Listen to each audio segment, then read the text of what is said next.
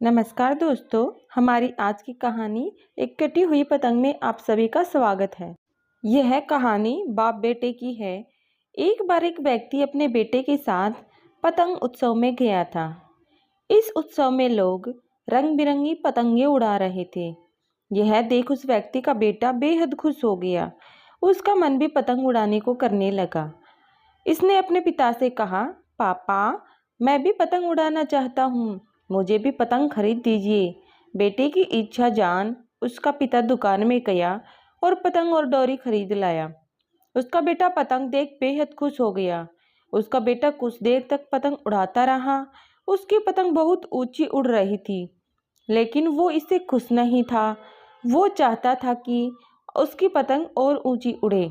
उसने अपने पिता से कहा, पापा, ऐसा लग रहा है कि इस जोर की वजह पतंग ज़्यादा ऊंची नहीं उड़ पा रही। अगर मैं इसकी डोर काट दूं तो पतंग आज़ाद होकर और ऊंची उड़ने लगेगी।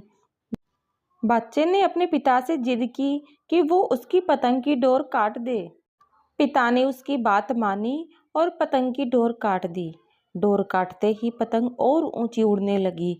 यह देख बच्चा बेहद खुश हुआ, लेकिन कुछ देर तक तो वो पतंग ऊंची उड़ी, लेकिन फिर वो एक मकान की छत पर जा गिरी। यह देख बच्चा हैरान हो गया, क्योंकि पतंग की डोर काटने के बाद भी वो नीचे गिर गई थी। उसने अपने पिता से पूछा, पापा, ये क्या हुआ? पतंग नीचे क्यों गिर गई? इसे तो आसमान में और ऊंचा जाना था।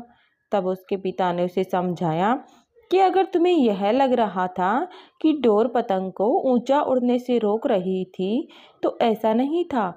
डोर पतंग का सहारा बन रही थी।